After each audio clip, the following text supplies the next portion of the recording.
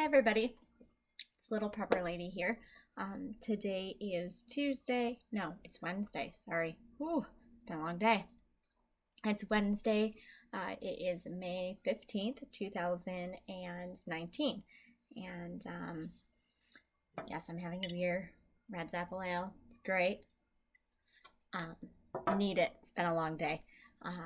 Been at work and it was crazy and we were busy and then not busy and busy, not busy. It's just how the industry goes. And then, the weather on top of it, it was sunny and it was great and I was in a good mood. And then it turns to rain and thunderstorms and just makes you depressed. So I was like, all right, I'm gonna come home and get into some comfy clothes here and, have a beer.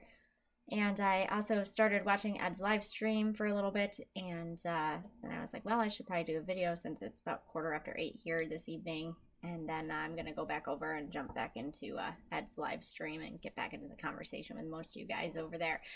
But the topic of today's video. So are television shows and movies predictive programming? Is it for a reason?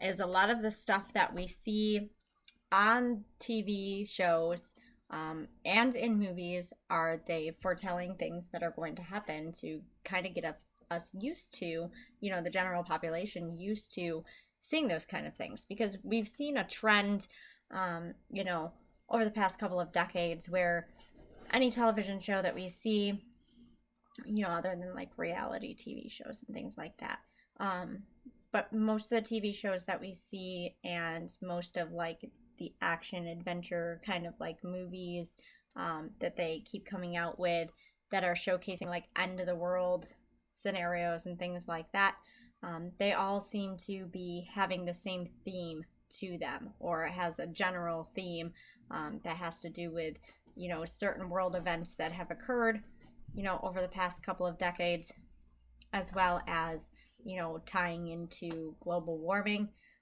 climate change, those kind of things, as a cause to, some type of cataclysmic event that changes the world as we know it. So, my opinion, and I want to hear your guys' thoughts on this. I have a feeling that a lot of you out there are going to agree with me and say, yeah, she's spot on as far as that goes. It is predictive programming. It is set out there to show us what they're going to do, because as most of us know in this type of a community, the elites, those who are in charge of the world, the people behind the mask, that we don't see, remember the movie The Wizard of Oz, the guy behind the screen, like, don't look at me, I'm not doing anything back here. Those people that are in charge of everything that goes on in this world, not just the United States, but the entire world as we know it. It's almost like playing a giant chess game, and they have to reveal their next move before they do it. Why they have to do that, I have no idea. I'm still trying to figure that out, and I have a feeling that, a majority of us are trying to figure out why they have to show us their moves before they do it, but they are. And a lot of examples, I know most of you are probably familiar with this.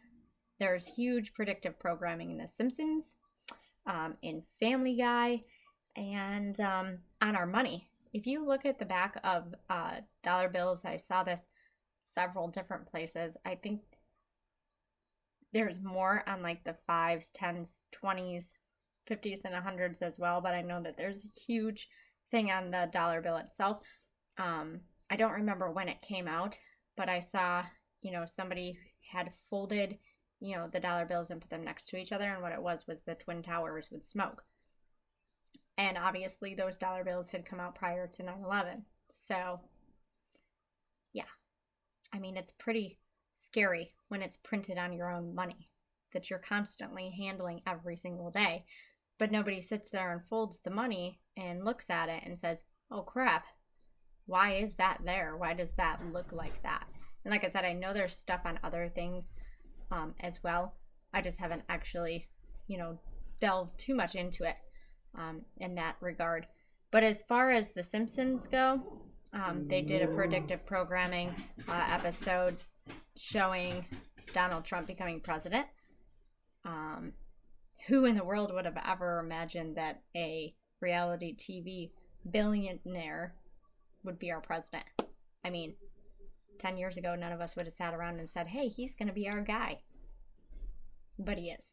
So, and there was also an episode that aired, I don't know if it was 1997. I want to say it was probably in 1997, where Lisa was showing a magazine cover, and she was in New York City, and on the magazine cover was the Twin Towers, and it said 9/11 on it. So that was well before 2001, and it was there.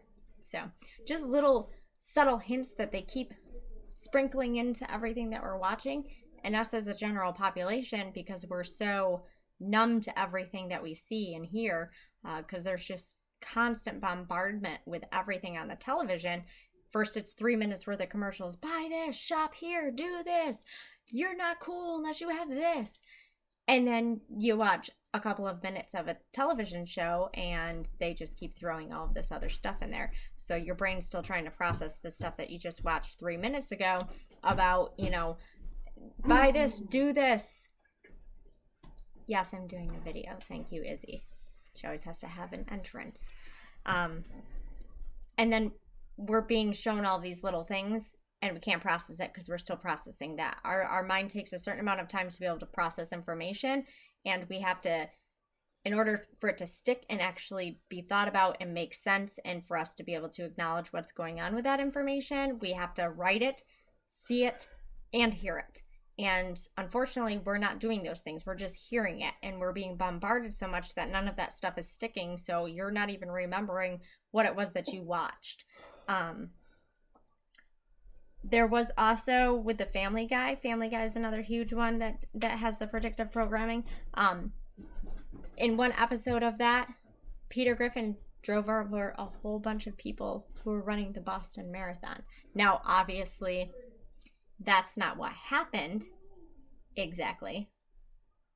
Maybe that's what was supposed to happen, and the plan didn't go the way that it was supposed to go. I don't know.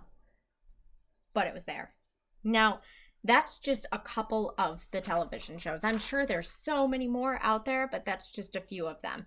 And those are the ones that stick out in our minds in this type of a community where we sit back and go, holy crap, all of this stuff has come to fruition.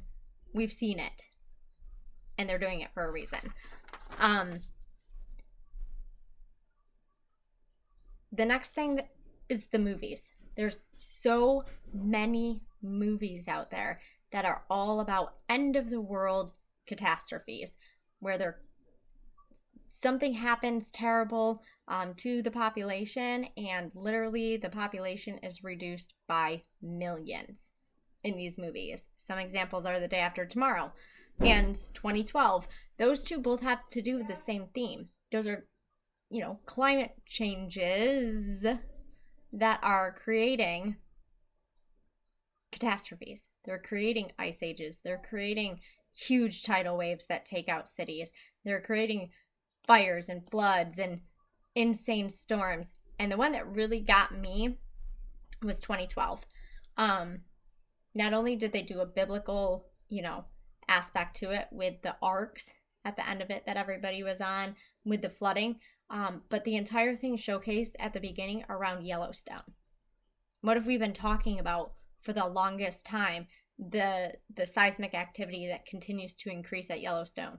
What's going to happen when that actually blows up? And wasn't that the theme of that entire movie, 2012?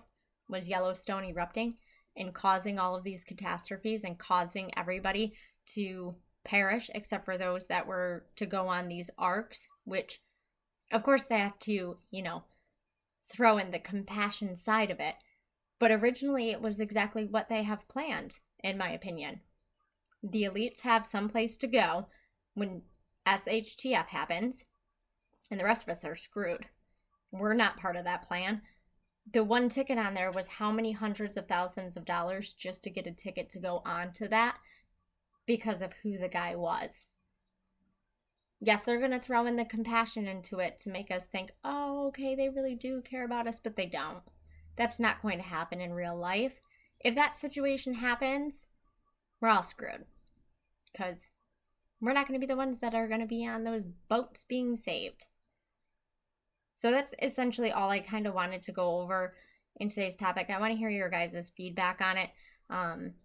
Give me some other good examples of some predictive programming that you've noticed and that maybe I have missed. I mean, like I said, I only had a few minutes to go do a video and go over some stuff, but these are just some examples, and these are huge examples of things, that they've showed us, and they are showing us, of things that are most likely to come in the future.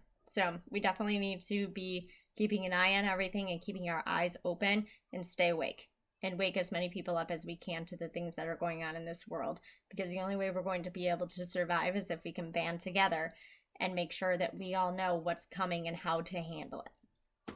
So as always, everything does happen for a reason. If you're having a good day, a bad day, you're in a good situation or a bad situation, you're on that journey for a reason. Everything's going to be okay. You're doing it for a reason. And always also remember, don't live in the past. Forget about the past. It's not important anymore. Be focused on the future, but be living in the now, because tomorrow is not guaranteed. We all could not be here tomorrow, and it's important that we're focusing on the future for not only ourselves and our children, but we're living our lives right now, because we never know what's going to happen.